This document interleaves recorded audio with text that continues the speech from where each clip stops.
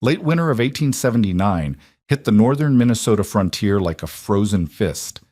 When the temperature dropped to minus 30 degrees Fahrenheit, homesteader Jonas Fletcher learned what every settler dreaded. His cabin, built exactly by the book, was failing him. Rough-hewn logs, mud chinking, wood stove placed just right, everything the local carpenter swore would work. Cold air knifed through every gap, ice formed on the inside walls, and he burned 3 cords of wood that month just to keep his family from freezing. Across the northern plains, homesteaders in identical cabins were losing the same battle against the cold. Then Fletcher quietly applied a technique borrowed from old world traditions, something about drawing air through a buried pipe that neighbors called foolish digging. That one change stopped the draft's cold and cut his wood use nearly in half. Here's exactly how this buried air system worked and what every serious builder needs to understand about ground temperature that Fletcher figured out first. Jonas Fletcher had arrived in the Wind River Valley 3 winters before with the confidence of a man who knew timber. 20 years of logging camps from Maine to Wisconsin had taught him how to read wood grain, how to notch logs tight, and how to build a cabin that would stand against whatever nature threw at it. He had followed every rule the territorial guides preached: select straight pine logs 8 to 10 inches across, notch them with a sharp axe to fit snug, fill the gaps with whatever mud and moss the land provided, and place the wood stove against the back wall where the chimney could draw properly. The first winter had been mild enough to mask the problems. Temperatures rarely dropped below 0, and Fletcher convinced himself that the persistent drafts around his ankles were simply the price of frontier living. But 1878 brought a harsh introduction to northern Minnesota reality. Night after night, he woke to the sound of wind whistling through gaps he thought he had sealed, and mornings revealed frost patterns on the interior walls that mapped every weakness in his construction. By the 3rd winter, Fletcher knew his cabin was bleeding heat faster than his wood stove could replace it. The mud chinking had cracked and fallen out in chunks during the previous spring's freeze-thaw cycles, leaving finger-wide gaps between logs. Cold air poured through these openings with such force that candles flickered constantly, and papers scattered across his rough-hewn table whenever the wind gusted outside. The wooden floor, laid directly on leveled earth, conducted cold up through his boots, even when he stood directly beside the stove. Most frustrating was the stove itself. Fletcher had purchased a quality cast iron model from a dealer in Duluth, one designed specifically for heating frontier cabins. Yet the harder he fed it, the more problems emerged. When he packed the firebox full of split oak and birch, the intense heat created powerful updrafts that sucked cold air through every crack and crevice with hurricane force. The stove would glow red hot, while his water bucket froze solid just 6 feet away. On the coldest nights, he burned logs so fast that sparks and embers shot up the chimney like fireworks, wasting precious fuel and creating a constant fire hazard. The cabin's interior climate swung between scorching and freezing with no comfortable middle ground. Near the stove, the air grew so hot it dried his throat and made his eyes water. But step toward any wall or corner, and the temperature dropped 20 degrees. His sleeping loft, accessed by a crude ladder, trapped all the smoke and superheated air, while remaining somehow colder than the main room below. Fletcher often woke with a splitting headache from the fumes and numbness in his fingers and toes from the cold. Fletcher's neighbors throughout the valley faced identical struggles. The Olson family 2 miles north had built their cabin using the same territorial guidebook Fletcher followed. Yet they burned through 4 cords of wood each month and still sent their youngest children to sleep at relatives' homes during the worst cold snaps. The McReady brothers, both experienced carpenters from Ohio, had constructed what everyone agreed was the finest log cabin in the region, perfectly chinked, expertly notched, and fitted with an expensive heating stove imported from Chicago. But their cabin suffered the same problems of uneven heating and excessive fuel consumption that plagued every other homestead. What set Fletcher apart was his refusal to accept these conditions as inevitable. His immigrant grandfather had described earth-sheltered homes in the old country where families stayed warm through brutal winters while using half the fuel of conventional houses. These stories had always seemed like folklore, but as Fletcher split his 5th cord of the month, he began reconsidering techniques he had dismissed as old-world superstition. The breakthrough came during a conversation with Henrik Larsen, a Norwegian immigrant who had arrived the previous spring. Larsen mentioned that his family's farm in the homeland had drawn fresh air for their main fireplace through a stone-lined channel that ran beneath the frost line. The incoming air arrived pre-warmed by contact with the stable earth temperature, reducing the thermal shock that plagued conventional fireplaces. Fletcher had never heard of such a system, but the principle made immediate sense to a man who understood that the ground 6 feet down stayed warm even when surface conditions reached deadly extremes. When Fletcher mentioned this idea to his closest neighbor, Samuel Wright, the response was immediate and decisive mockery. Wright, who served as the informal authority on construction matters for the entire valley, declared the concept desperate foolishness from a man who's burned through his common sense along with his firewood. The local carpenter, Thomas McKenna, was even more direct. "Fire heats cabins, Fletcher, not fancy holes in the ground. You'll dig yourself into bankruptcy and still freeze come January." The skepticism extended throughout the community. At the monthly Grange meeting, Fletcher's mention of underground air channels provoked open laughter from men who had built dozens of cabins using time-tested methods. They pointed out that every successful homesteader from the Atlantic to the Pacific relied on the same basic approach: tight logs, good chinking, and a proper wood stove. Deviation from this proven formula struck them as the desperation of a man who had failed to master the basics. But Fletcher had spent too many sleepless nights feeding his ravenous stove to dismiss any potentially viable solution. He had calculated that at his current consumption rate, he would need to cut and split over 40 cords of wood to survive the winter, an impossible task that would leave no time for other essential work. More importantly, he had observed that the ground beneath his cabin floor remained noticeably warmer than the air 6 inches above it, even during the coldest weather. If the earth could moderate the brutal temperature swings that tormented his living space, perhaps an underground air channel could deliver that same moderating effect to his heating system. The decision to proceed came during a particularly brutal February night when outside temperatures plummeted to -35 degrees. Fletcher woke every hour to stoke his stove, yet still watched ice crystals form on the walls beside his bed. By morning, he had resolved to test the buried pipe system, regardless of community opinion. Fletcher began construction in early March of 1879, when the frost line had retreated enough to allow digging, but before spring planting demanded his full attention. He selected a location 30 feet east of his cabin, where the ground sloped gently away from the building, ensuring proper drainage and preventing water from backing up into the pipe during heavy rains or snowmelt. The excavation proved more challenging than Fletcher had anticipated. Minnesota's clay-heavy soil, frozen solid through the winter months, required careful timing and technique. He worked during the warmest part of each day, when surface temperatures climbed above freezing and softened the top layer enough for his spade to bite. Progress was measured in inches rather than feet, as Fletcher dug a trench 18 inches wide and followed the frost line down through increasingly dense clay and scattered granite stones left by ancient glaciers. At 6 feet depth, Fletcher encountered the thermal boundary he sought. Even on days when surface temperatures hovered near freezing, the soil at this level maintained a consistent temperature of approximately 50 degrees Fahrenheit. He tested this by leaving his thermometer buried overnight and checking it each morning for a week.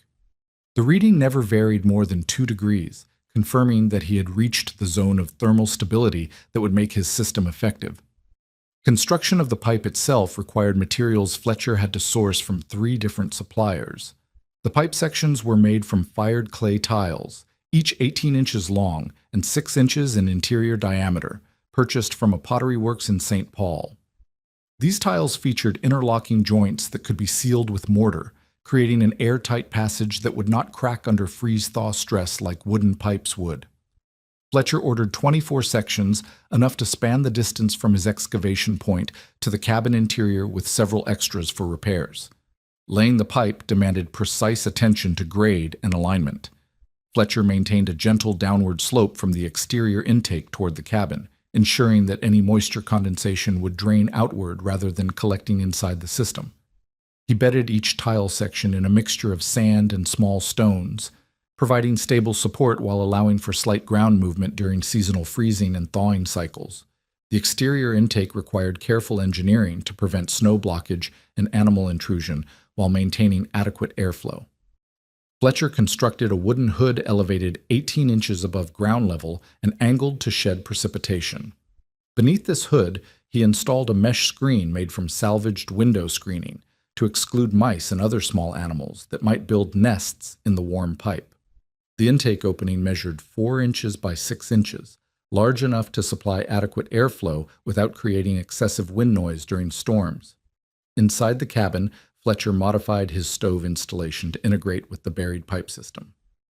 He removed several floorboards directly beneath the stove and connected the pipe terminus to a simple wooden box that directed incoming air upward around the stove's base. This arrangement allowed the stove's natural draft to pull fresh air through the buried pipe rather than drawing it through cracks and gaps in the cabin walls. The first test came during a cold snap in early November when temperatures dropped to 15 degrees Fahrenheit. Fletcher sealed every visible gap in his cabin walls with strips of cloth and wooden wedges, forcing all incoming air to pass through his buried pipe system. He then built a modest fire in his stove and measured the temperature of air emerging from the pipe opening. The thermometer read 38 degrees Fahrenheit, more than 50 degrees warmer than the outside air temperature. More importantly, Fletcher could feel the difference immediately. The characteristic knife-edge sensation of cold air infiltration around his ankles disappeared entirely. Instead of frigid drafts cutting across the floor whenever wind gusted outside, he experienced a gentle circulation of cool but not brutal air. That mixed gradually with the heated air rising from his stove. The system's performance during the winter of 1879 to 1880 exceeded Fletcher's most optimistic projections. During January, when outside temperatures regularly reached minus 25 degrees Fahrenheit, his pipe consistently delivered air at temperatures between 35 and 40 degrees.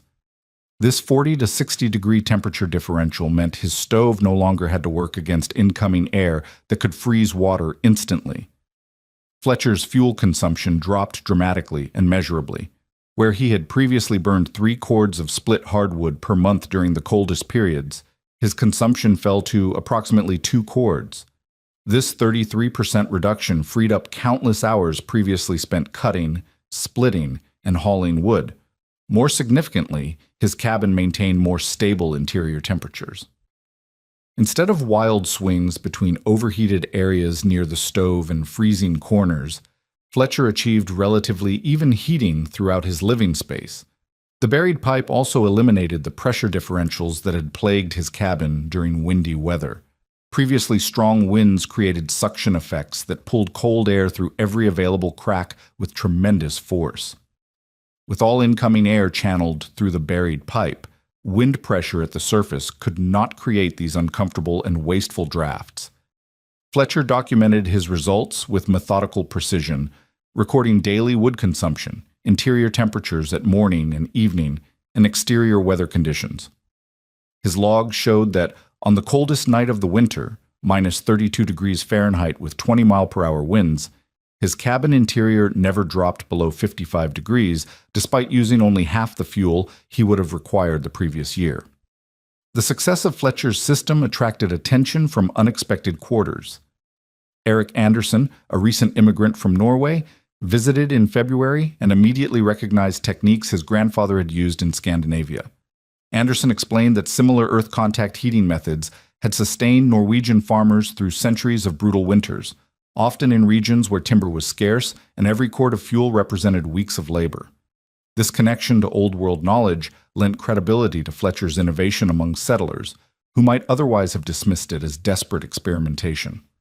Anderson's endorsement carried particular weight because Norwegian and Swedish immigrants had already proven themselves as some of the most successful cold-weather homesteaders in the region.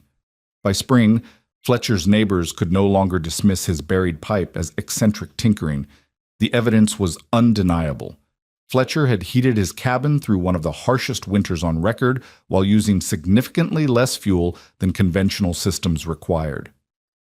Word of his success began spreading to other valleys and settlements. carried by travelers who had witnessed his comfortable cabin during the worst weather of the season. Fletcher's buried pipe had solved the air infiltration problem, but the cabin envelope itself remained a thermal disaster. Even with pre-warmed incoming air, heat poured through the walls, floor, and ceiling at an alarming rate. On calm nights when his pipe system worked most efficiently, Fletcher could feel cold radiating from the interior surfaces of his log walls. The rough-hewn timber, dried and shrunk after 3 seasons, had opened gaps that no amount of conventional mud chinking could permanently seal. The solution came through an unexpected teacher. Klaus Weber, a German immigrant who had arrived in the valley that spring, visited Fletcher's cabin during a March cold spell and immediately identified the thermal weaknesses that conventional frontier building ignored. Weber had grown up in the Black Forest region where winters lasted 6 months, and fuel wood was precious. His family's farmhouse had employed techniques developed over generations of cold climate survival. Weber explained that American settlers typically treated chinking as a simple gap filler, mixing whatever mud and moss they could gather quickly. In contrast, European builders created chinking that functioned as insulation and structural component simultaneously. The key lay in the proper mixture of clay, straw, and organic binders that created a dense, cohesive material resistant to cracking and shrinkage. Fletcher and Weber spent 2 days in April gathering materials for the improved chinking recipe. They harvested clay from a deposit Fletcher had discovered while digging his buried pipe, selecting the most plastic variety that would bind effectively without excessive shrinkage. The straw came from wheat stubble left over from the previous harvest, cut to lengths between 2 and 4 inches for optimal interlocking. Weber insisted on adding chopped cattail fiber gathered from nearby wetlands, explaining that this material provided tensile strength and prevented the clay-straw mixture from separating during freeze-thaw cycles. The mixing process required precise attention to ratios and consistency. Weber demonstrated the traditional method of combining 1 part clay with 3 parts chopped straw and 1/2 part cattail fiber, adding water gradually until the mixture achieved what he called proper plasticity, wet enough to pack tightly but dry enough to hold its shape when squeezed. Fletcher learned to test the mixture by forming handfuls into balls and observing how they held together when dropped from shoulder height. Application demanded techniques unknown to most frontier builders. Instead of simply stuffing the mixture into gaps between logs, Weber showed Fletcher how to remove all existing chinking and clean the log surfaces thoroughly. They then applied the new material in layers, pressing each layer firmly into contact with the wood and allowing it to set before adding the next. The final layer was smoothed and shaped to shed water while maintaining continuous contact with both upper and lower logs. The clay straw chinking proved dramatically more effective than Fletcher's previous attempts at sealing his cabin. Where conventional mud chinking cracked and fell out during seasonal temperature changes, the new mixture flexed and maintained its seal. More importantly, the thick layers provided genuine insulation rather than simply blocking airflow. Fletcher could feel the difference immediately when he pressed his hand against the interior wall surface. The cold radiating through the logs was noticeably reduced. Weber's second innovation addressed heat loss through the cabin's lower walls and floor. He introduced Fletcher to the Scandinavian practice of interior sod lining, a technique that added both insulation and thermal mass to the most problematic areas of the building envelope. This method involved cutting sod blocks 18 inches long, 12 inches wide, and 6 inches thick from areas where the grass grew densest and the soil structure was most stable. Fletcher began the sod installation in May, working systematically around the cabin's interior perimeter. He stacked the blocks grass side inward against the lower 3 feet of each wall, creating a continuous barrier between the log structure and the living space. Each layer of sod blocks was fitted tightly against the next, with joints staggered like brickwork to eliminate thermal bridging. The grass roots and organic matter in the sod provided insulation value, while the soil mass stored and released heat slowly, moderating temperature swings. Over this sod barrier, Fletcher installed a wainscot of rough pine board salvaged from shipping crates. The wooden facing protected the sod from damage and moisture, while creating an air gap that enhanced the insulation effect. The finished installation looked neat and intentional rather than makeshift, giving Fletcher's cabin interior a more refined appearance than typical frontier dwellings. The third component of Fletcher's envelope improvements involved reorganizing the cabin's interior space to conserve heated volume. Weber explained that European farmhouses typically concentrated living activities in smaller, more easily heated areas during winter months. Fletcher implemented this principle by constructing a sleeping loft above the area where his stove was located, using the natural tendency of heated air to rise. Fletcher built the loft platform from split logs laid across substantial joists hewn from pine trees on his property. The platform covered approximately 1/3 of the cabin's floor area, creating a cozy sleeping space 8 feet long and 6 feet wide with just enough headroom for sitting upright. Access was provided by a sturdy ladder constructed from straight-grained oak. Heavy wool curtains hung from wooden. Rings allowed Fletcher to close off the loft from the main room, trapping heated air in the smaller space during the coldest nights. The thermal performance of these envelope improvements became apparent during Fletcher's first winter with the complete system. In December of 1879, when temperatures dropped to -28 degrees Fahrenheit, his cabin interior remained comfortable with significantly less fuel than even his improved buried pipe system had required the previous year. His daily wood consumption averaged just over 1 cord per month, representing nearly a 50% reduction from his pre-improvement usage. More importantly, Fletcher achieved even temperature distribution throughout his living space. The sod lining eliminated the cold wall effect that had previously made areas near the cabin's perimeter uncomfortable. The clay straw chinking stopped the subtle air currents that had carried heat away from the stove area. The organized loft space allowed Fletcher to retreat to an efficiently heated sleeping area during the coldest periods, while maintaining a comfortable main room for daily activities. Fletcher documented the thermal improvements with the same methodical approach he had applied to testing his buried pipe system. Interior wall temperatures, measured at multiple locations, remained within 5 degrees of each other throughout the coldest nights. Previously, he had recorded temperature differentials of 15 to 20 degrees between the warmest and coldest areas of his cabin. The integrated system of buried pipe air supply and improved envelope performance proved remarkably effective during the severe winter of 1879 to 1880. When neighbors struggled through January cold snaps that killed livestock and forced families to burn furniture for emergency heat, Fletcher maintained comfortable living conditions while using less fuel than most cabins required during mild weather. His systematic approach to thermal management had transformed a failing frontier dwelling into a model of cold climate efficiency that would influence cabin construction throughout the Northern Territories for decades to come. Fletcher's success with air supply and envelope improvements had solved the infiltration problems, but one critical weakness remained in his heating system. Even with pre-warmed incoming air and superior insulation, his cast iron stove suffered from the fundamental limitation of all metal heating devices. It released heat quickly when fed and cooled rapidly when the fire died down.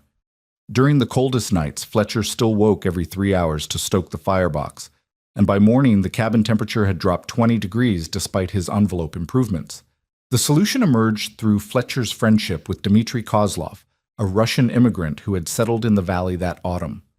Kozlov had grown up in a region where winter temperatures regularly reached -40 degrees Fahrenheit, and fuel wood was scarce enough that families planned heating strategies like military campaigns. His grandfather had been a master mason who specialized in constructing massive heating stoves that burned wood efficiently and retained heat for 12 to 15 hours after the fire died.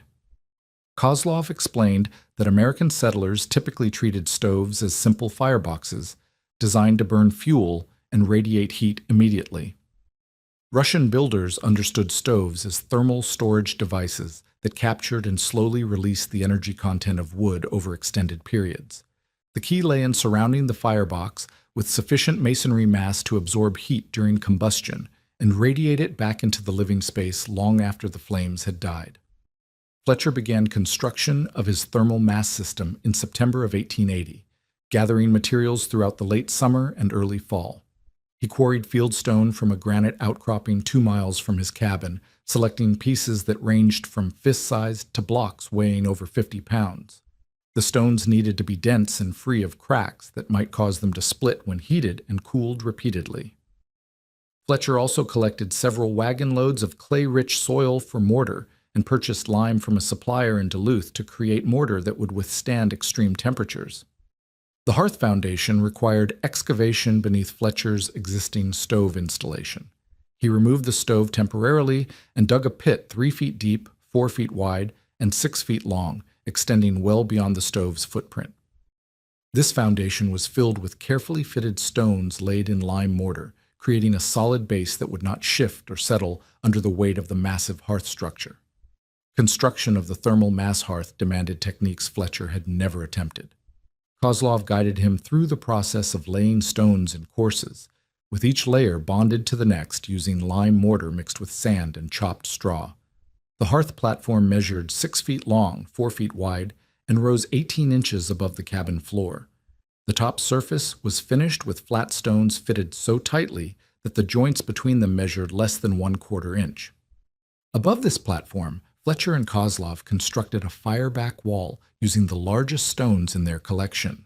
This wall rose 4 feet behind where the stove would sit and extended 2 feet beyond the stove on each side.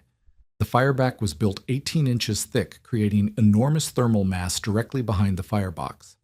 The stones were laid with minimal mortar joints to maximize heat transfer and fitted so precisely that the wall appeared almost seamless. The most critical innovation involved modifying the stove's exhaust system to capture heat that conventional installations sent directly up the chimney. Kozlov showed Fletcher how to construct a series of internal baffles using thin stone slabs and iron plates salvaged from agricultural equipment. These baffles forced the hot exhaust gases to travel through a serpentine path within the masonry mass before reaching the chimney, transferring much more of their heat content to the stones.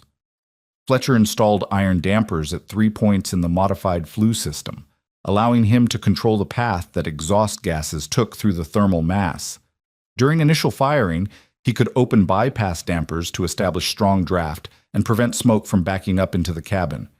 Once the fire was burning well, he could close these bypasses and force the hot gases through the longer path that maximized heat transfer to the masonry.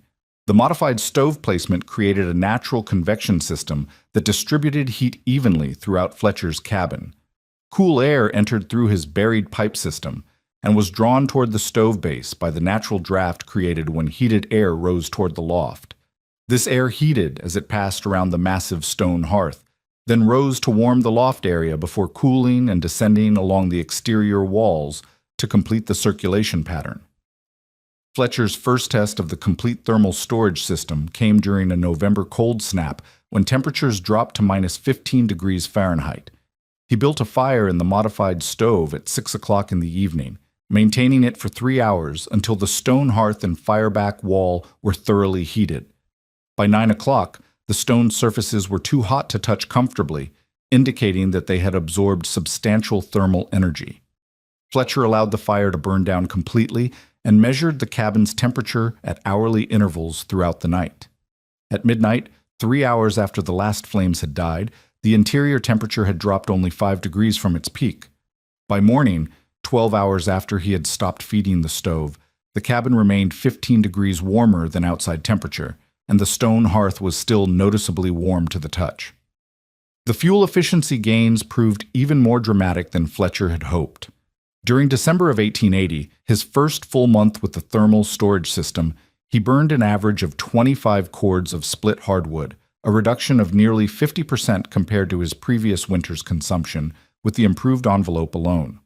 More significantly, Fletcher found he could maintain comfortable interior temperatures by building just one substantial fire each evening, eliminating the exhausting routine of nighttime stoking that had plagued his previous winters.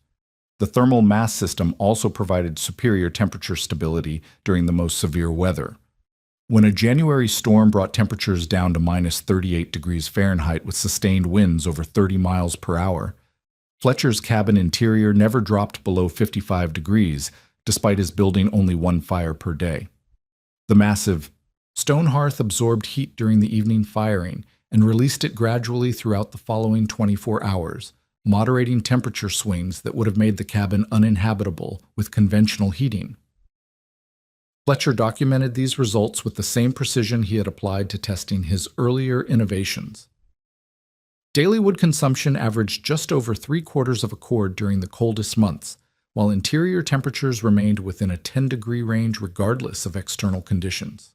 The thermal storage system had transformed his heating from a constant battle against the cold into a manageable daily routine that provided reliable comfort with minimal fuel consumption.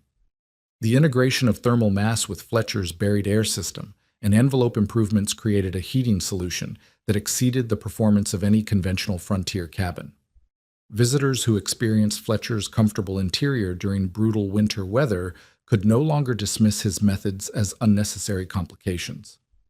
Word of his innovations spread throughout the territory, carried by travelers who had witnessed firsthand the dramatic difference that systematic thermal management could make in cold climate survival. The ultimate test of Fletcher's integrated heating system came during the winter of 1881, when a massive Arctic storm system settled over the northern territories and refused to move for nearly 2 weeks. The blizzard arrived on January 15th with winds exceeding 40 miles per hour and temperatures that plummeted to -42 degrees Fahrenheit. Unlike typical winter storms that lasted 2 or 3 days, this system maintained its grip on the region with relentless ferocity that pushed every heating system to its absolute limits. Fletcher faced this crisis with systematic preparation that conventional settlers had never considered necessary. In early January, before the storm's arrival, he had inspected every component of his heating system and performed maintenance tasks that would have been impossible once the brutal weather began. He cleared accumulated debris from his buried pipe intake, checked the clay joints for any cracking that might allow air leakage, and tested his stove dampers to ensure they operated smoothly under the stress of extreme temperature differentials. Most critically, Fletcher had developed a fuel management strategy based on 2 years of experience with his thermal mass system. He calculated that the storm would require him to maintain 1 substantial fire per day for 14 days, consuming approximately 10 cords of split hardwood total.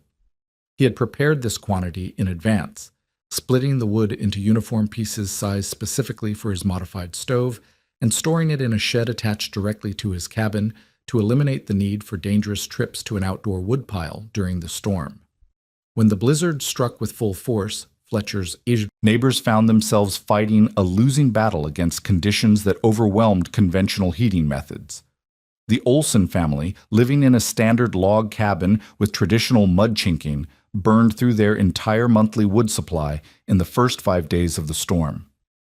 Samuel Wright, the local carpenter who had previously mocked Fletcher's innovations, was forced to burn furniture and sections of his interior wallboards to maintain barely survivable temperatures in his cabin.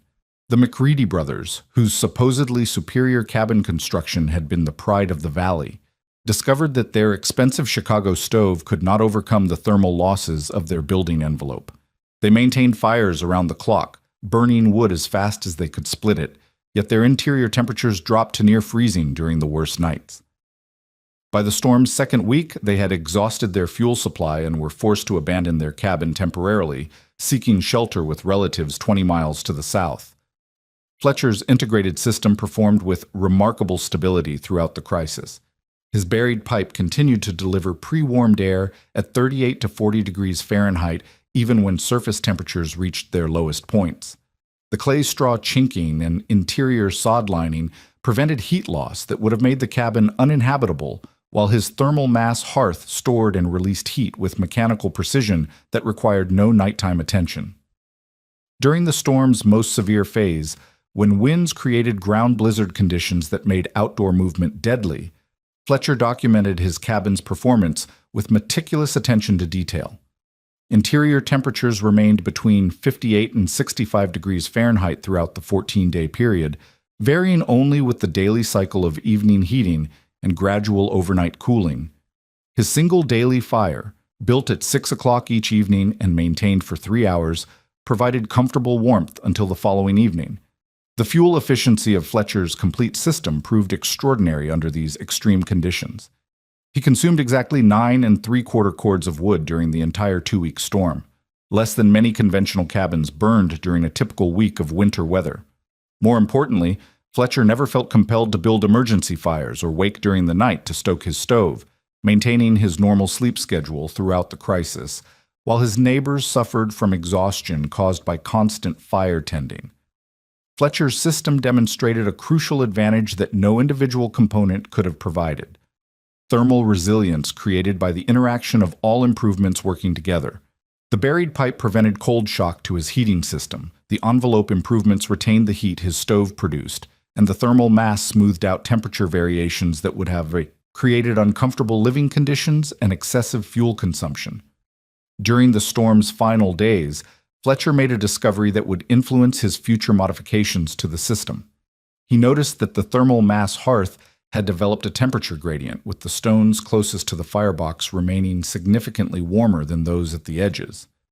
This observation led him to experiment with strategic placement of iron plates within the masonry to improve heat distribution throughout the thermal mass, a refinement that would increase the system's storage capacity by approximately 15%.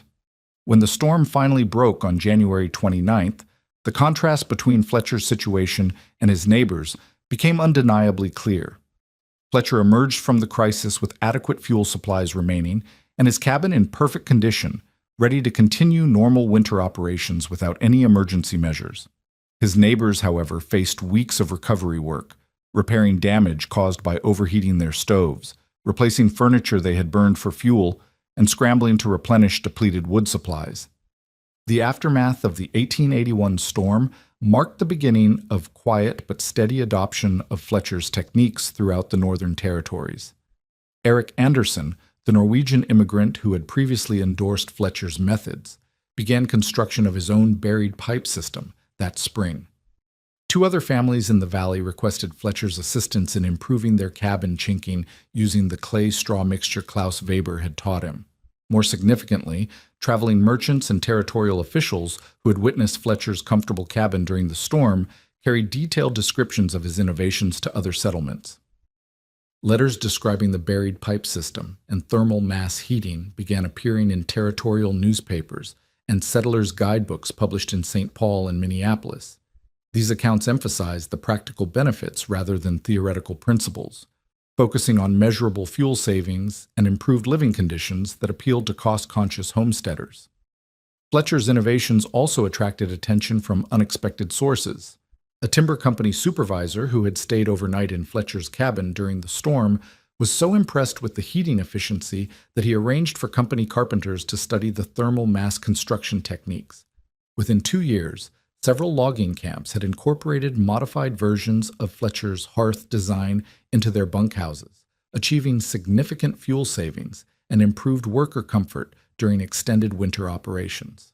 The legacy of Fletcher's systematic approach to cold climate heating extended far beyond individual technique adoption. His methodology, identifying specific thermal problems, researching traditional solutions, testing modifications systematically, and documenting results precisely, established a model for practical innovation that influenced frontier building throughout the late 19th century. Settlers learned that combining old-world knowledge with careful experimentation could produce dramatically superior results compared to simply copying standard frontier practices without understanding their limitations or potential improvements.